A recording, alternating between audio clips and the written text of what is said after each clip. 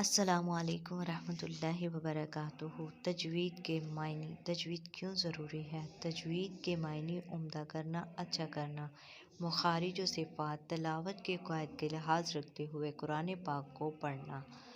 جو لوگ قرآن پاک تو پڑھنا جانتے ہیں مگر تجوید کے ساتھ نہیں جانتے، اگر تجوید سے نہ پڑھا ہو تو گناہ مدہ کی غلطیاں وغیرہ ہوتی ہیں، یعنی لہنے جلی اور خفی تک پہنچ جاتی ہیں، یہ کفریہ کلمات تک لے جاتی ہیں۔ رسول اللہ صلی اللہ علیہ وآلہ وسلم نے فرمایا وَرَتِّلِ الْقُرْآنَ تَرْتِیلًا، قرآن پاک کو خوب ٹھہر ٹھہر کر اطمینان سے پڑھو۔ رسول اللہ صلی اللہ علیہ وسلم کا فرمان ہے، جو قرآن کو خوش الحافی سے نہ پڑھے وہ ہم میں سے نہیں۔